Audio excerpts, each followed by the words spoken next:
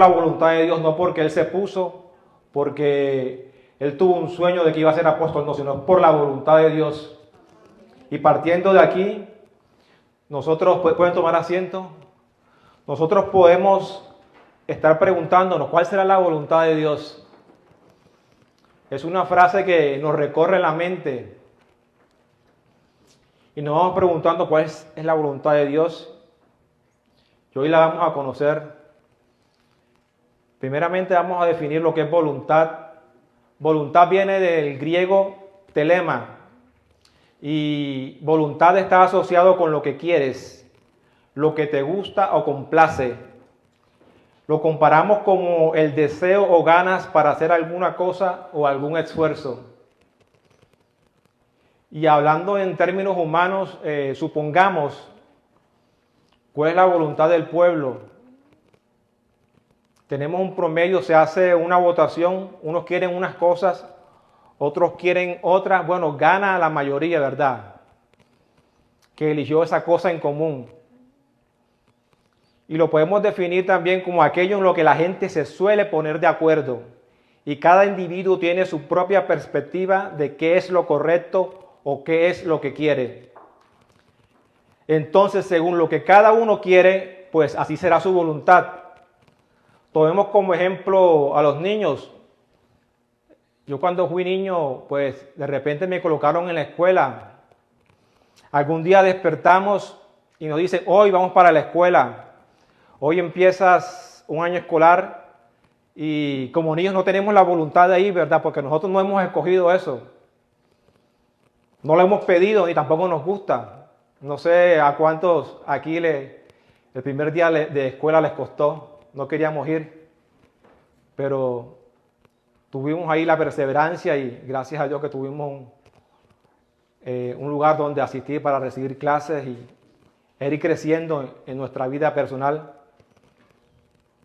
No hay voluntad para comer tampoco. No hay voluntad para ir a ciertos lugares porque no hay un querer. Y cuando hablamos de querer, esta palabra está asociada a lo que quieres por ti. Lo que está definido es por lo que te gusta o lo que te complace hacer. Nosotros tenemos la capacidad de decidir qué queremos hacer. Queremos algo que nos gusta algo o no nos gusta. Y nos preguntamos por qué lo queremos. Por ejemplo, ¿qué es lo que hace que a un niño no le guste una comida, una fruta? Todavía no la han probado y dice no me gusta sin haberla probado. ¿Por qué será? Eso ya viene dentro del carácter humano, viene pegado a nuestra naturaleza humana. Y desde ese momento que empezamos los seres humanos a tener gustos, preferencias, anhelos o deseos, cuando nacemos indefensos, sin protección, incapaces de hacer nada, pero todas estas cosas se van mezclando en nuestra naturaleza cuando vamos creciendo. Eso viene pegado, como hablamos en un tema anterior, en nuestra naturaleza carnal, que es pecaminosa, cuando hablábamos del nuevo nacimiento. Y todo esto construye un querer y un gusto por algo. El niño desde que nace ve a su padre, por ejemplo, en la música o en el deporte. Lo normal sería que tuviera cierta inclinación hacia ese arte que ve en su padre. Y de pronto si lo encarrilan por esa línea de que ve a su padre que es un deportista o es un músico, bueno, bien, pero si no, hay un porcentaje de que él eso que ve lo pueda ir cumpliendo en su vida. Y es un gusto, ¿verdad? Porque él está viendo lo que hace esa persona. Pero también hay excepciones, ¿verdad? Entonces todo esto para entender cuando hablamos de la voluntad entre los seres humanos. Pero cuando hablamos de la voluntad de Dios, tenemos que hacer a un lado lo que construye nuestra voluntad. Porque Dios no es tocado por el pecado. Y allí hay una gran distancia entre nosotros y Él. Esa comparación no va. Entonces nosotros tenemos que ir entendiendo o preguntándonos qué será lo que llamamos voluntad de Dios. Y tal vez nos quedamos en una definición de voluntad en términos humanos. Y como humanamente decimos que voluntad es lo que quiero, y entonces cuando yo de pronto estoy orando y le digo al Señor, Padre, quiero que tú hagas tu voluntad en mi vida. ¿Cuál será la voluntad de Dios para mí? Como si hubiese algo en particular o distinto para cada uno. Dios no tiene una voluntad diferente para cada uno. La voluntad de Dios es para todos, es igual, es la misma. Y vemos que hay una finalidad única en la Biblia y que define cuál es la voluntad de Dios. Ese querer de Dios es un sinónimo de reconciliación, reconciliarnos con Él mismo. Eso es lo único que a Dios le motiva, lo único que a Él le mueve. Como primera medida vamos a ver la reconciliación con Él. Él primero nos tiene que reconciliar consigo mismo. Y quiero que me acompañen a la segunda carta del apóstol Pablo a los Corintios, capítulo 5.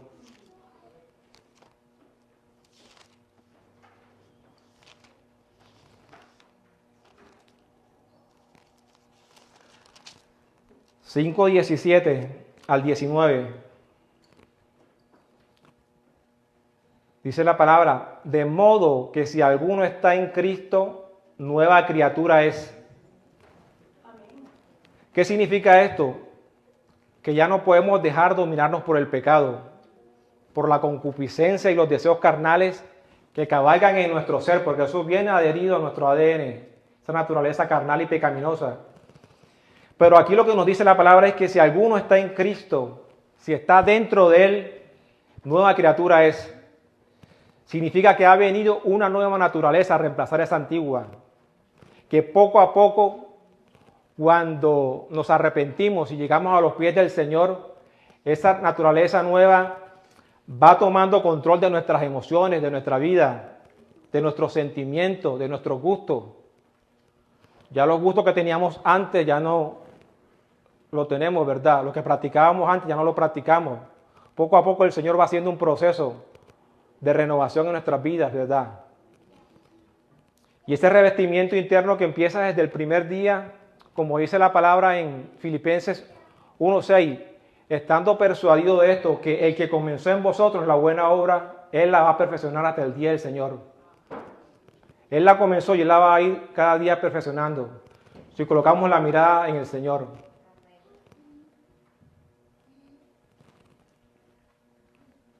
Entonces, esto nos enseña que Dios tiene un plan de prioridades que conducen a reconciliarnos con Él. Cada uno tiene un punto de partida distinto. En cada uno de nosotros, nosotros hemos experimentado diferentes golpes por causa del pecado.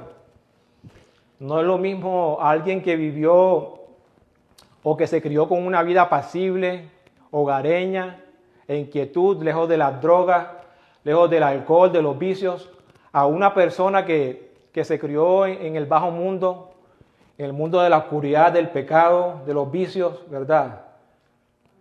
Dándole rienda suelta a la maldad en todas sus expresiones y colores.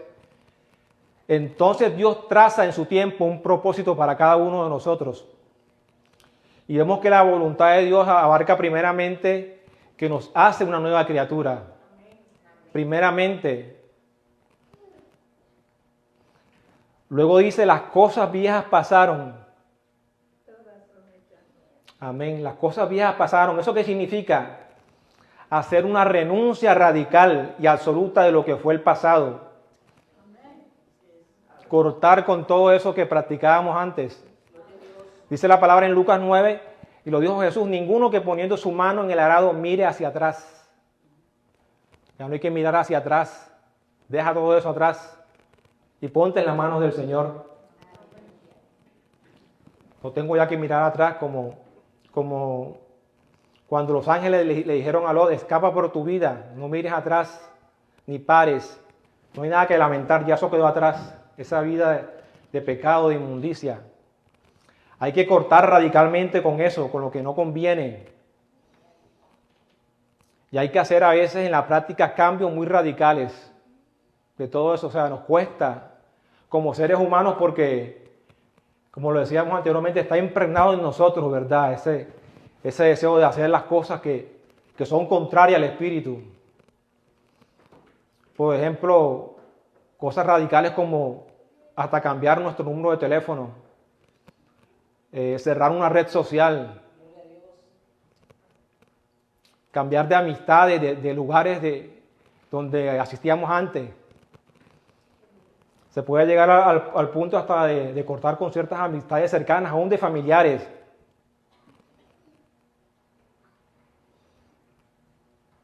Porque tenemos que consolidar nuestra experiencia y vivir como nuevas criaturas que somos. Que la gente vea ese cambio, ¿verdad? Desde el principio.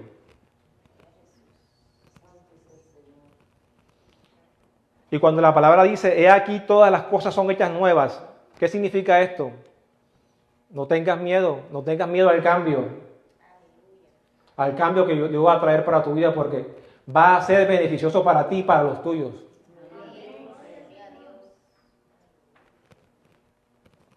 Así como Job cuando perdió todo, ¿qué le pasó a él? Dios hizo después todo nuevo para él. No hay que tener temor porque Dios hará en nosotros todo nuevo. Yo tengo aquí una nueva familia. Gracias al Señor. Si has dejado atrás cosas, amistades, aún familia, como dice la palabra, si alguno viene a mí y no aborrece padre, madre, esposo, hijo, no puede ser mi discípulo. Los apóstoles cumplieron bien ese principio bíblico. Entonces debemos de apartar todas esas cosas, ¿verdad?, que no convienen. El Señor nos dará la convicción de lo que es bueno y de lo que no es malo, por su Espíritu Santo. Y seguimos en el verso 18. Y todo esto proviene de Dios. Que esto, el ser nueva criatura, esto no es algo que el ser humano pueda alcanzar por su propia cuenta. Yo no puedo decir, yo soy una nueva criatura y ya, así de repente, no. Tiene que haber un proceso de parte del Señor en mi vida. Pero si yo le busco a Él en comunión, Él va a hacer. Si yo me dispongo, me abro a que Él vaya haciendo su obra en mi vida. Es algo que el Señor solo Él puede hacer. Dice la palabra en Juan 1, el verso 12, mas a todos los que le recibieron, a los que creen en su nombre, le dio potestad de ser hechos hijos de Dios. Amén. Los cuales no son engendrados de carne ni de sangre, ni de voluntad de varón, sino de Dios. Dios es el que hace la obra y es el que nos adopta como hijos suyos. Por eso hoy estamos aquí y no estamos allá en el mundo. Damos la gloria a Dios porque nos rescató. Esto debemos retenerlo firmemente. Como dice la palabra, retén lo que tienes. No nos dejemos robar del enemigo, ni de las circunstancias que estemos viviendo. Hemos recibido esa imputación de hijos. No importa lo que haya sido en otra época, lo que fuiste. Hoy eres hijo, ya eso quedó atrás. A partir de que llegas a los pies del Señor, ya todo eso se cortó. Renunciar a todo pasado pecaminoso. Si aún llegan recuerdos, si aún llegan esas emociones, ¿verdad?, de lo que hacías antes, no. Pedirle al Señor que Él nos ayuda. Porque las cosas viejas ya pasaron. Ni Dios se acuerda de ellas. Ni Dios se acuerda. Vemos cómo David pecó. Hizo lo malo delante del Señor. Pero el Señor lo reprendió duramente. ¿Y qué dijo después? Al final, Dios de David: no hay como mi siervo David. No hay como él. Dios no se acuerda más de nuestros pecados. Dice la palabra también en Miqueas 7. Él volverá a tener misericordia de nosotros, sepultará nuestras iniquidades y echará en lo profundo del mar todos nuestros pecados. Así que el que te venga a recordar lo que hiciste, no, yo soy una nueva criatura, eso quedó atrás. Yo soy un modelo nuevo.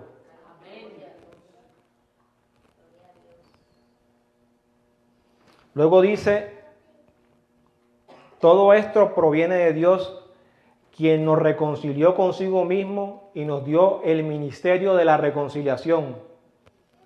Él nos hizo partícipe de esa reconciliación con el Padre. Y dice el 19, que Dios estaba en Cristo reconciliando consigo al mundo, no tomándoles en cuenta a los hombres sus pecados. Y nos encargó a nosotros la palabra de la reconciliación. Así que cuando nos pregunten cuál es la voluntad de Dios, lo primero que debemos recordar es la reconciliación con Él. Y luego esto se traducirá en lo que Él pueda hacer en nuestras vidas, ¿verdad? Con su ayuda.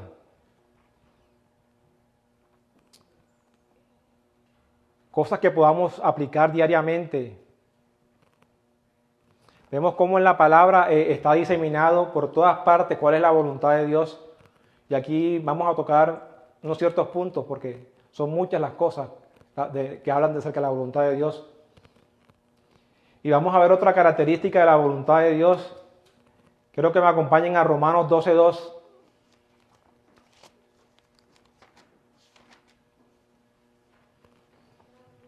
Dice la palabra, no os conforméis a este siglo. No conformarnos a este siglo, a este mundo, es parte de la reconciliación con el Señor. Dice, sino transformaos por medio de la renovación de vuestro entendimiento. Transformación significa dejar las cosas viejas, un cambio, para que las nuevas florezcan. Si sigues atado al pasado, eso impedirá que estas cosas nuevas vayan floreciendo en tu vida y que el Señor vaya haciendo esa obra extraña en nosotros. Hay que ser radicales y soltar todas esas cosas que son impedimentos para tener una relación face to face con el Señor. Cosas del pasado. Y esto va cambiando a la par que nuestra mente se va renovando. ¿Y cómo se renueva nuestra mente? Cada vez que venimos aquí a recibir su palabra. Cada vez que estamos comiendo de las Escrituras. Cada vez que estamos en comunión, en oración con el Señor. Nuestro espíritu va cobrando vida y se va alineando al carácter del Señor. Todo esto es un proceso, pero eso no es de la noche a la mañana. Si tú has llegado a los pies del Señor hoy, hace poco, sigue perseverando que el Señor va a ir poco a poco haciendo esa obra en tu vida. No te desanimes por lo que estés viviendo, por lo que estés pasando. El Señor tiene cuidado de ti. De la forma en que interactuamos con lo que nos rodea. Ya no tiene que ser la misma que traíamos antes. Porque dice la Biblia, como hablamos de la mente, que ahora tenemos la mente de Cristo. Debemos pensar como Jesús pensaba. ¿Qué haría Jesús en esta situación? ¿Cómo actuaría Él? El proceder.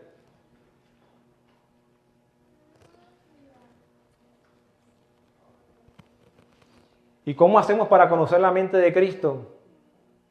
Estudiar su palabra. No de cualquier manera. Yo voy a leer aquí este pedacito y para acá este pedacito. No, lo hagamos de una manera sistemática, verso por verso. Y ahí el Señor irá aclarando las dudas que tengas acerca de lo que es Él. Imitarlo en todo. Porque Él no se quedó solamente en la teoría. Él también lo hizo en la práctica. A veces de pronto nosotros estamos así en casa y de pronto decimos, no, voy a aprender a memorizar ciertos versos bíblicos. Pero uno tiene una lucha. Al parecer estamos empezando en esto y pensamos que vamos a fracasar en el primer intento. Pues no dejes de seguir intentándolo. Porque es a través de la palabra que podemos enfrentar las circunstancias que podamos vivir en el día a día. Lo que hay que hacer es pedirle al Señor, tengo este deseo, Padre, de estudiar, de aprenderme los versos bíblicos, de aprender tu palabra. Pero como lo que corresponde es tu voluntad, Quiero hacerla tú y no la mía. No depende de lo que yo quiera, a donde me lleve mi fuerza, sino a donde me lleve tu fuerza, de tu poder. Quiero que me capacites. Me está costando trabajo. No logro concentrarme. Me faltan las ganas. Tu palabra dice esto, que te busquemos primeramente a ti, Señor. Necesito de tu poder para hacerlo. Y Él se complacerá en hacer su voluntad en nuestras vidas. Sigue diciendo Romanos 12:2, para que comprobéis cuál sea la buena voluntad de Dios, agradable y perfecta.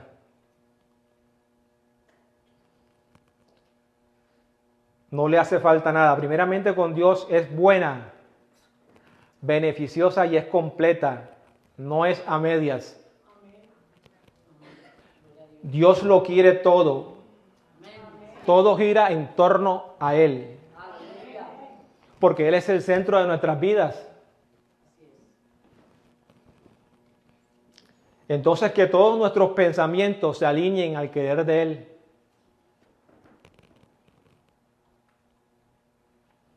Se trata de Él, no de nosotros.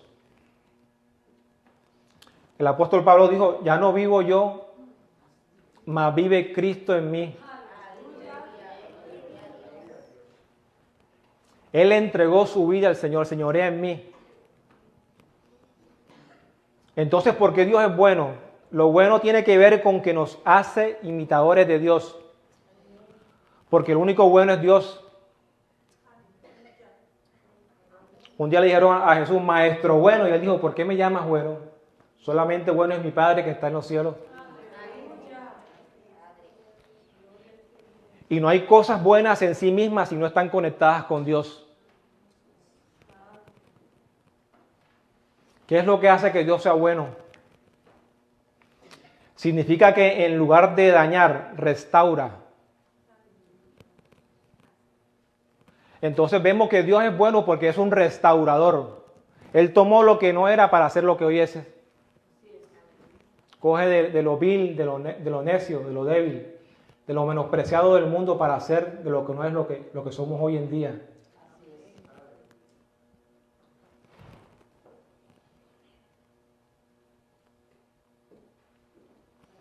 Y las cosas son buenas todo el tiempo en la medida en que aporten restauración a nuestras vidas.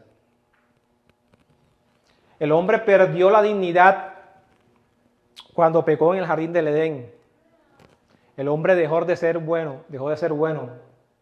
Perdió esa imagen que el Señor le había dado. Entonces algo es bueno porque restaura y va en favor de la vida.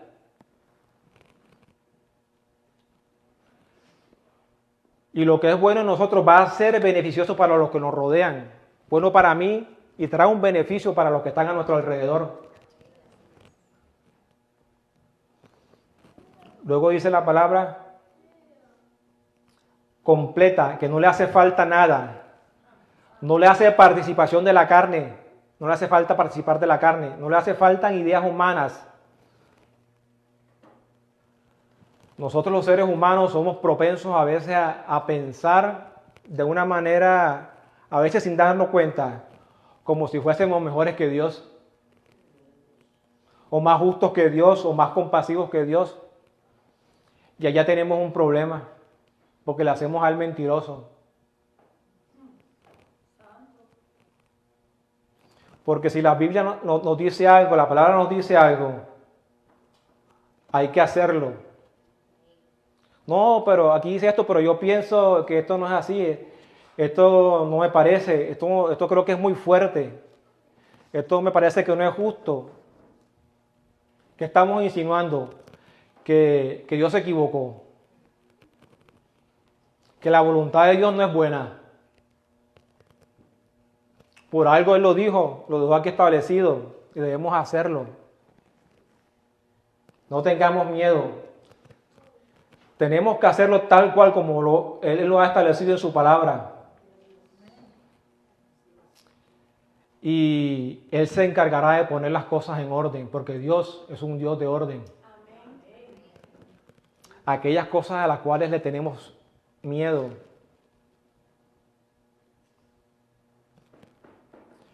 y no antepongamos nunca el criterio de Dios con el criterio nuestro,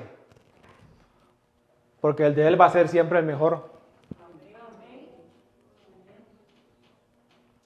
Porque de pronto podríamos estar insinuando que su palabra no es cierta, que no es real. Su voluntad es perfecta. Y Dios no necesita ideas humanas. A Él no se le escapó nada. Y cuidemos siempre nuestros pensamientos, de no permitir pensar que somos más justos que Dios. Dice la palabra que no pensemos más allá de lo que está escrito. Así Dios lo dijo, punto. Lo creo. Cuando este tipo de ideas lleguen a nuestro corazón, debemos llevar cautivo ese pensamiento. Dice la palabra que llevemos todo pensamiento cautivo a la obediencia a Cristo. Blindemos nuestra mente, nuestro corazón. Este es el campo de batalla donde aterrizan pensamientos buenos y malos. Y de nosotros depende que lo filtremos a través de la palabra, a través de la oración, si eso es bueno o malo. Si trae beneficio, si trae vida, es bueno. Si va conforme a la voluntad de Dios, es bueno. De resto no, es malo. Recordemos que la voluntad de Dios es buena, agradable y perfecta. Entonces ya hemos visto los atributos de la reconciliación de Dios y vamos ahora a la práctica. Quiero que me acompañen a Primera Tesalonicenses capítulo 4. Primera epístola del apóstol Pablo a los Tesalonicenses capítulo 4. Vamos a leer el verso 1 en adelante. Aquí está la voluntad de Dios. Aquí mi Biblia tiene un título que dice la vida que agrada a Dios. Dice la palabra, por lo demás, hermanos, os rogamos y exhortamos en el Señor Jesús que de la manera que aprendisteis de nosotros, cómo os conviene conduciros y agradar a Dios, así abundéis más y más. Porque ya sabéis qué instrucciones os dimos por el Señor Jesús. Aquí en el punto, el 3. Pues la voluntad de Dios es vuestra santificación.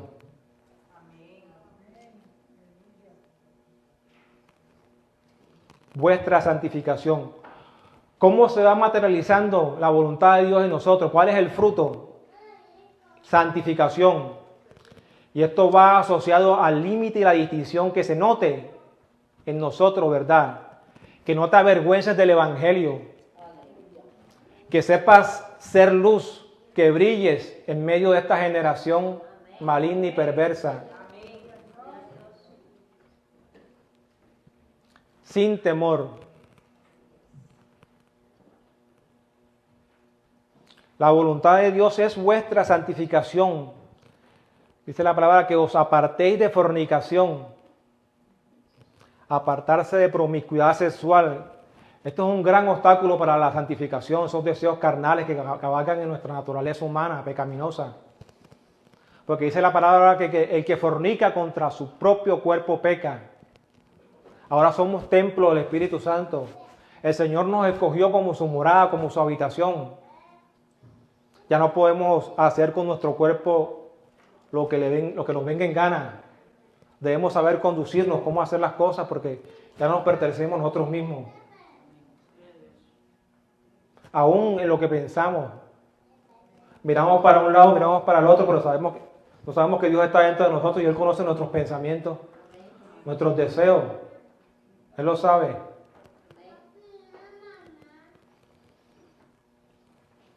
Dice la palabra en el verso 4, que cada uno de vosotros sepa tener su propia esposa en santidad y honor. Saber que sepa, eso tiene que ver con comunión. Eso tiene prevalencia ante cualquier otra cosa, la comunión. Y esto es para nosotros los esposos. Dice la palabra que nosotros somos los que santificamos a nuestras esposas. Aló. No se le puede bajar la estima que Dios le ha dado, ¿verdad? Al hombre. Por la cual nos ha constituido a nosotros como varones cabeza del hogar. No debemos permitir la deshonra en nuestra esposa.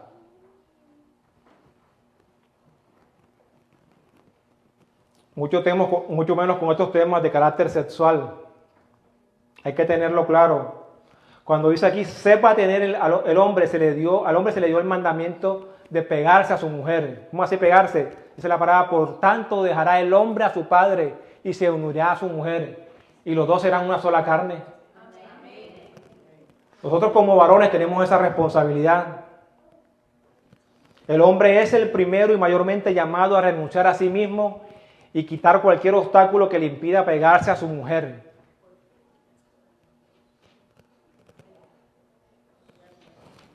Dice aquí, sepa. ¿Cómo lo voy a saber? Preguntándole al Señor. ¿A dónde lo voy a preguntar? Aquí en su palabra, por aquí están las instrucciones de nosotros los varones para con nuestras esposas, como padres, como hermanos, como trabajadores en nuestra empresa donde estamos laborando. Aquí está todo. Y aquí nos daremos cuenta cuáles son los mandamientos del Señor para el hombre.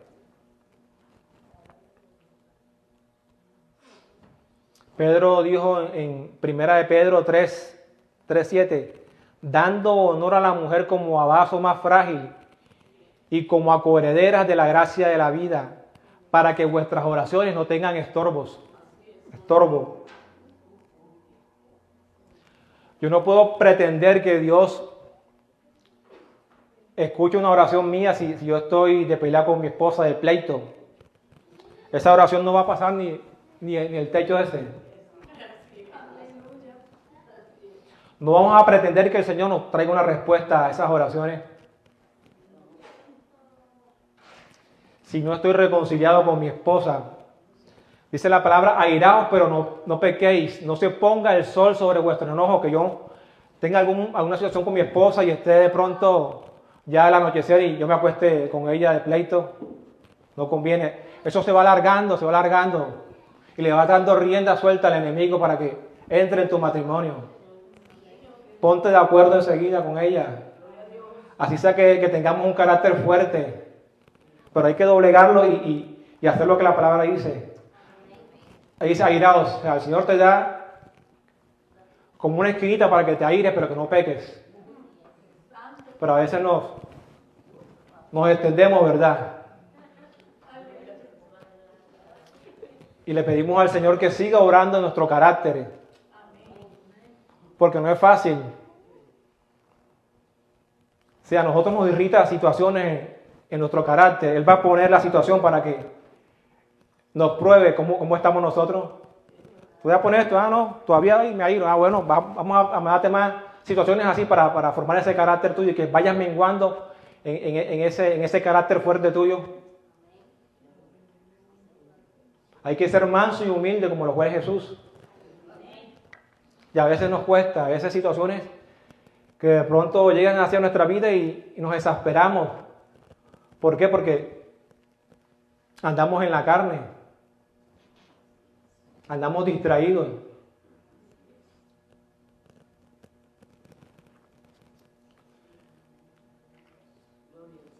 Entonces debemos seguir perseverando y dejando que el Señor siga obrando en nuestra vida.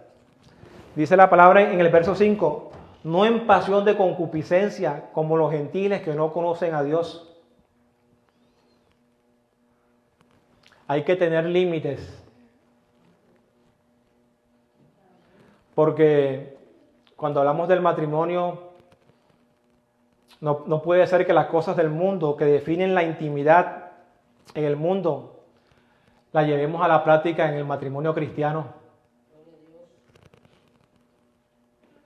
Así que si de pronto tuvimos acceso o expuestos a alguna otra forma de práctica en la intimidad, si de pronto estuviste sumergido en hábitos, pongamos la pornografía, desviaciones sexuales o ciertas cosas por el estilo, o en tu propia imaginación, cosas ahí que maquinabas cuando estabas en el mundo, que querías hacer.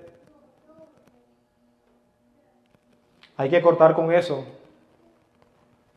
Lo que surge con el hombre y la mujer en el tálamo del amor, eso queda allí, en lo íntimo.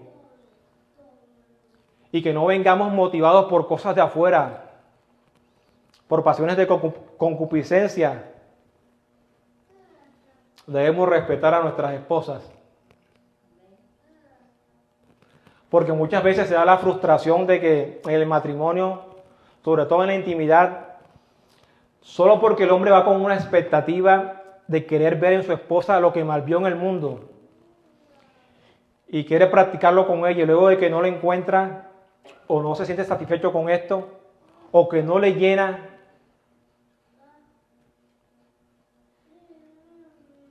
pensando que es ella la que está mal y somos nosotros los que estamos mal si venimos con ese concepto, con ese principio de hacer lo que hacíamos allá afuera.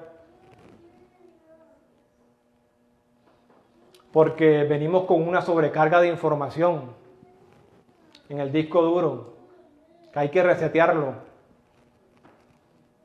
Pasiones de concupiscencia, deseos carnales que no tienen que estar ya aquí. Darle muerte a todo eso. El apóstol Pablo tiene una lista ahí de todas esas obras de la carne. Primero empezando por las que son sexuales, y ahí sigue el carácter del ser humano. Entonces debemos tener en cuenta eso, nosotros como esposos, de santificar el matrimonio, santificar a nuestra esposa. A nosotros se nos dio esa responsabilidad. Amén. Y seguimos aquí con el verso 6, dice, que ninguno agravie ni engañe en nada a su hermano, que ninguno defraude, porque el Señor es vengador de todo esto, como ya os hemos dicho y testificado. La primera persona, hermana o hermano, es nuestro cónyuge. Es nuestro socio, nuestra socia, nuestra pareja. Cuando dice aquí no engañar, significa que hay que ser capaces de desarrollar toda la confianza.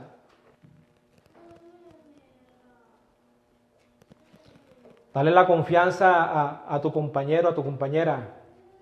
No tengas miedo, porque si hay miedo, el miedo es uno de los grandes motores del engaño. Hiciste un daño en la casa, o un rayón al carro, o lo golpeaste. No quieres decirle a tu esposa o a tu esposo lo que pasó. Te da miedo cómo reaccionaría tu pareja. Entonces empiezas a engañar, a ocultarlo, a mentir, o haces alguna otra cosa para que no sepa lo que ocurrió. Eso no está bien. Porque la primera vez parece algo inofensivo, ¿no? Ya pasó. Pero recuérdense que a la carne le gusta alimentarse de todas estas cosas. Mentira, engaño. De cosas que no son buenas. Y si luego nos ejercitamos varias veces, o muchas veces en ocultar cosas, eso no va a ir a parar bien. Así que debemos ser siempre claros, hablar con la verdad. Todo tiene solución. Se puede llegar a un arreglo. Estar claros.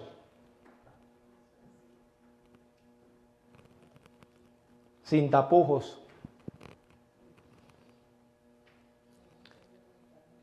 Porque el Señor es vengador de todo esto, como ya os hemos dicho y testificado. Pues no nos ha llamado Dios para inmundicia, sino para santificación. La inmundicia es la incompatibilidad con la santificación. Es lo contrario. Inmundicia, sinónimo de pecado. Nuevamente aquí vuelve a hablarnos el Señor de santidad. Todo esto tiene que ver con la santidad. Y como hablábamos ahorita del miedo, vemos que la raíz de la santidad llega al mundo del miedo humano. Entonces, ¿qué hay que hacer para no tener miedo? Hay que ser capaces de crear condiciones para que no exista. Porque no puede ser posible que te confiesen algo y de una vez vas a explotar. Hay que aprender a que como pareja somos socios y si nuestros esposos nos confiesan algo, la primera reacción que debemos tener es evitar el enojo. Amén. Tener ese dominio propio del carácter, de la carne. ¿Por qué? Porque luego no te va a querer decir más cosas. Ya no va a tener esa libertad de confesarte lo que le ha sucedido. Y entonces aquí se va a activar una obra de la carne que va a ser el engaño. No te voy a decir lo que pasó, pero te voy a decir una cosa diferente para ocultarlo, ¿verdad? Por el temor a la reacción que tú vayas a tener con lo que ella te va a decir. Bueno, y aquí empieza la santidad, eliminando el enojo.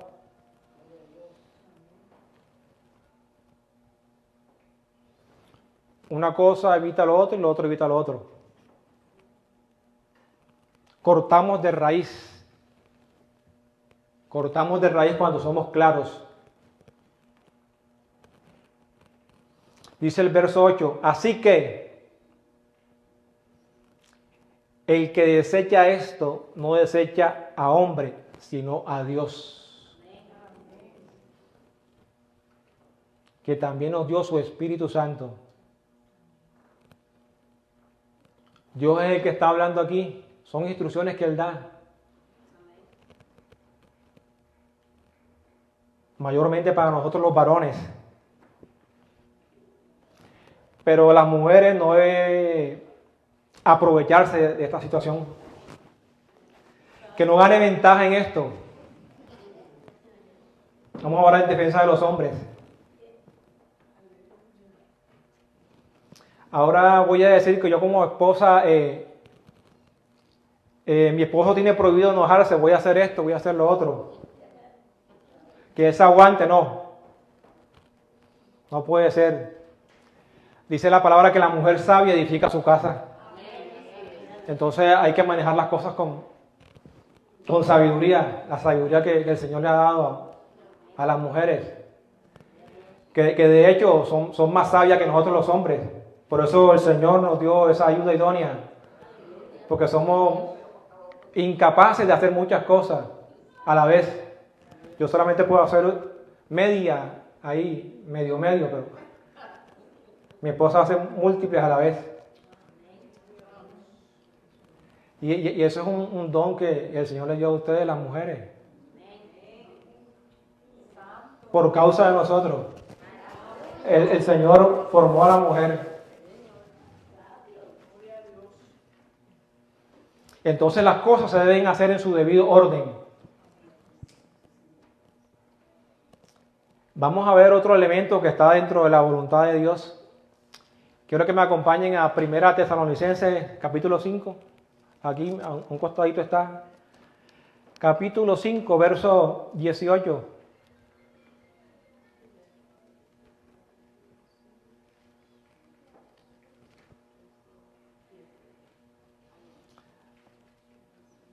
Primera Tesalonicenses 5, 18.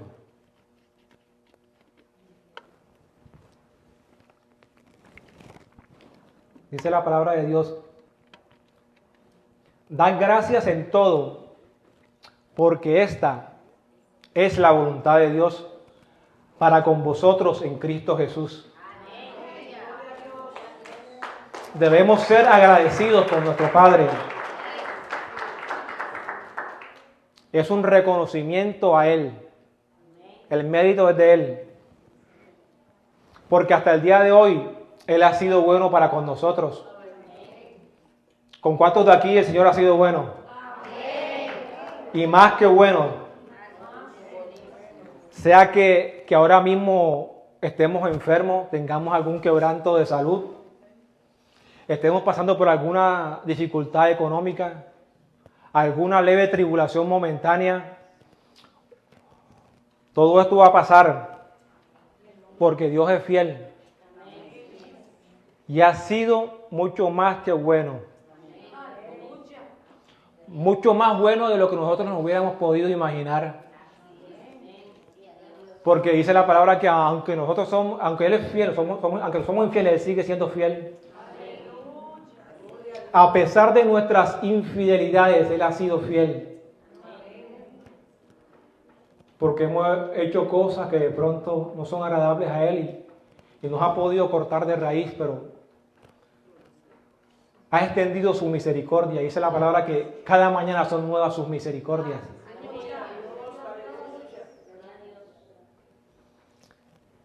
Bien dice el Salmo 103, verso 10. No ha hecho con nosotros conforme a nuestras iniquidades, ni nos ha pagado conforme a nuestros pecados. Él no nos paga con la misma moneda que nosotros actuamos. Y ya por eso, por ahí hay que dar gracias a Él. Si estamos vivos, es por Él. Todavía hay esperanza para nosotros. Porque la esperanza de Dios no avergüenza. Así que hay que ser agradecidos porque esta es la voluntad de Dios. Y el que se refiere el ser agradecidos, ya no ir en contra de lo que Dios ha establecido en su palabra.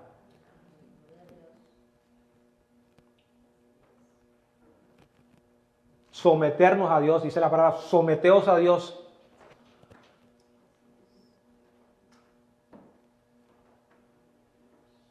Si estás sometido a Dios, puedes resistir al diablo. De lo contrario, no.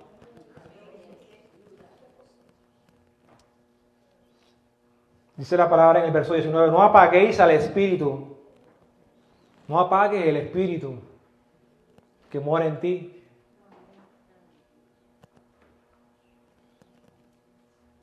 Cuida tus ojos, no mires lo que no debes mirar. Guarda tus oídos de escuchar lo que no conviene. Consérvate puro. Dice el verso 20, no menospreciéis las profecías, la enseñanza de su palabra, lo que Él dice. Dice el verso 21, examinarlo todo, retener lo bueno.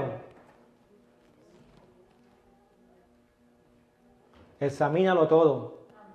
Fíltralo por la palabra, por la oración. Retén lo bueno, toma tu parte.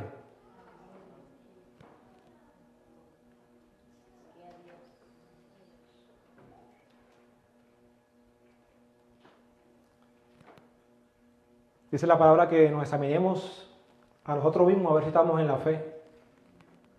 Medita en la palabra.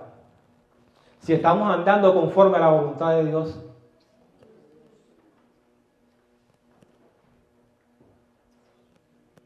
Debemos mirar hacia adentro.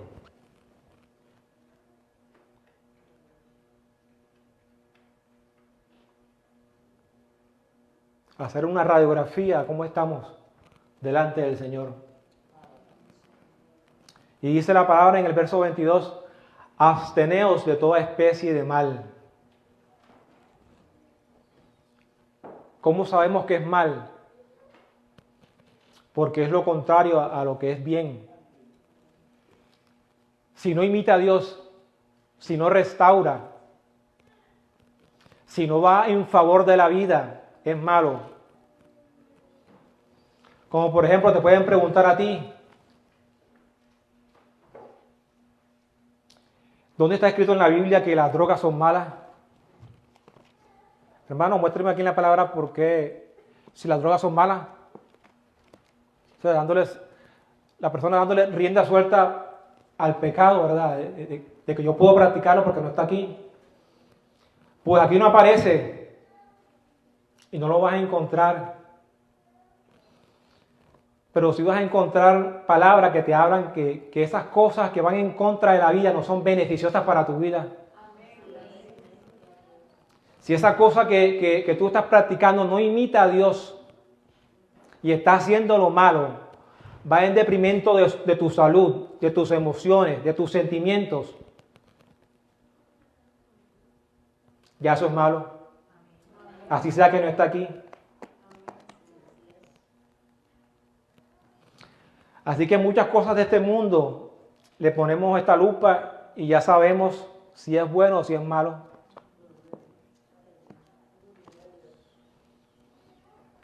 Y luego como consecuencia como el fruto natural viene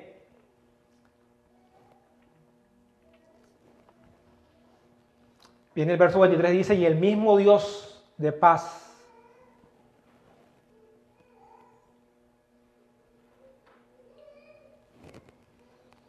os santifique por completo y todo vuestro ser, espíritu, alma y cuerpo sea guardado irreprensible para la venida del Señor Jesucristo.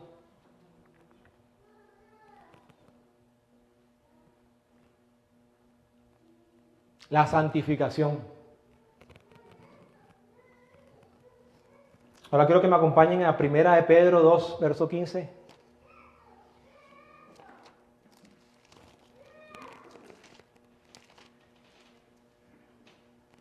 Primera de Pedro 2:15. Dice la palabra, porque esta es la voluntad de Dios, que haciendo bien hagáis callar la ignorancia de los hombres insensatos. No es con palabras, no es discutiendo, es haciendo el bien. Con el testimonio, alguien que esté haciendo lo que contribuya a la restauración, lo que va en favor de la vida. Y Dios en su momento hará callar la boca de los ignorantes, de los insensatos. Tú no tienes que hacer nada. Él pelea por ti.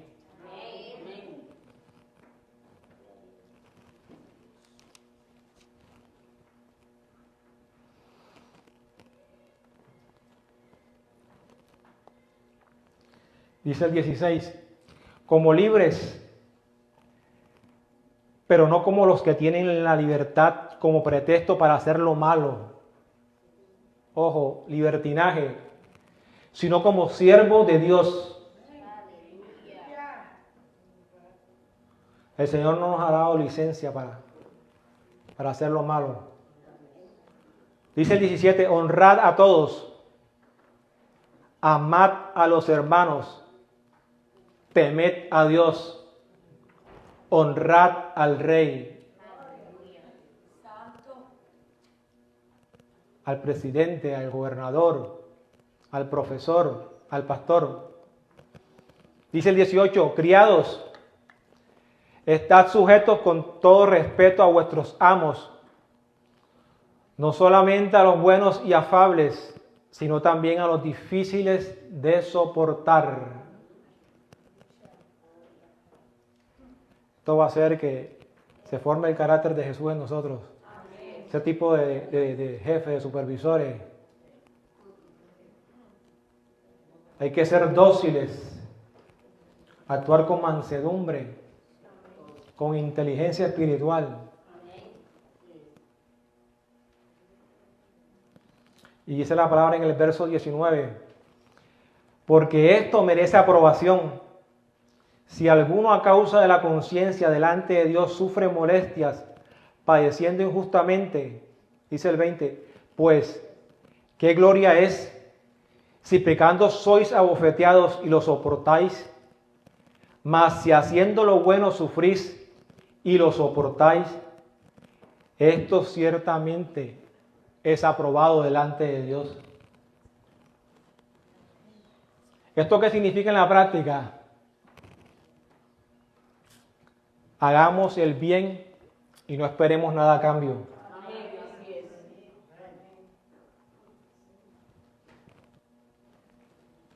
O sea que hacer el bien no tiene que estar motivado en yo recibir o estar condicionado por recibir una recompensa. Tú tienes que hacer el bien porque es un mandato de Dios para con nosotros.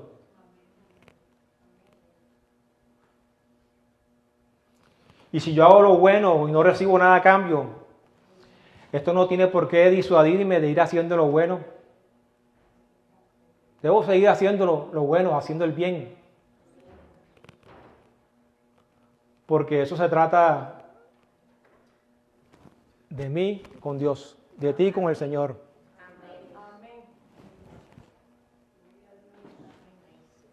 No esperes recibir reconocimiento alguno. Si te agradecen, bien. Gracias al Señor. Así que el Señor irá colocando en orden todas estas cosas. Hay veces que podemos estar sufriendo porque decimos que estamos haciendo lo bueno, lo correcto y las cosas no están saliendo bien. O van de mal en peor. O no vemos cambio. No debemos preocuparnos. ¿Qué tal que todo eso nunca cambie? Que el Señor siempre te lleve de prueba en prueba, de prueba en prueba.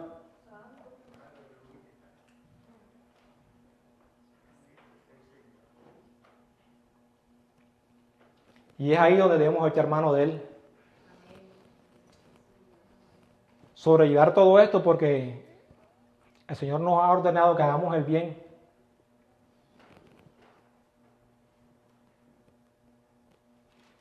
No te preocupes por el día de mañana, vive el día de hoy. Vemos cómo está consternado en esta época el mundo. Se está manifestando lo que está escrito en la palabra de Dios. Eso no tiene de qué asombrarnos. Nos queda es orar. Echar mano de la vida eterna, que es Cristo Jesús, Señor nuestro. Y que su voluntad se establezca en esta tierra. En el tiempo que Él quiera hacer lo que Él permita hacer. Así que esto es la voluntad de Dios. Y ahora entenderemos lo que leímos al principio en Efesios 1:1. Pablo, por la voluntad de Dios, porque dentro de todo lo que Pablo dijo e hizo, procuraba todo esto que mencionamos, procuraba hacerlo. La reconciliación, la restauración, ser imitador de Dios, ser beneficioso a los demás, no intervenir con cuestiones carnales, la santificación, no agraviar, no engañar, dar gracias por todo y abstenerse de toda especie de mal. Aquí están en grandes puntos lo que es la voluntad de Dios, de una manera resumida, pero hay muchos más. Pero tenemos que seguir comiendo el rollo. Aquí está la voluntad de Él. Y ya sabes que la voluntad del Señor no es una voluntad que es individual. Amén. Y ya para terminar, quiero que... Este es un verso que a mí me tiene ahí como que marcado. Y está en Mateo 7:21.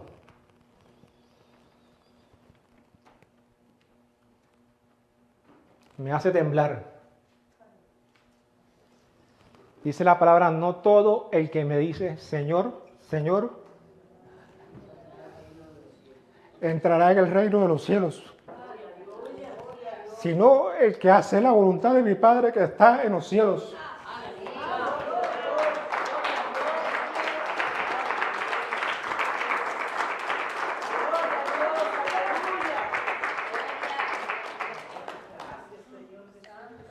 Así que espero que todo esto que hemos escuchado lo apliquemos en nuestras vidas, lo llevemos a nuestras casas, a nuestros hogares. Y acuérdense que nuestra primera hermana es tu esposo, tu esposa, respectivamente. Y aquí empieza todo en nuestros hogares. Recuerden, no se engañen, santifíquense, honren, porque ahí está el querer de Dios. Amén. Esta es la palabra que yo tenía para nosotros en esta tarde. Damos las gracias al Señor por concedernos este espacio.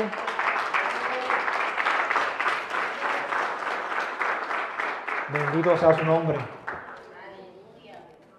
Vamos a orar para ser despedidos.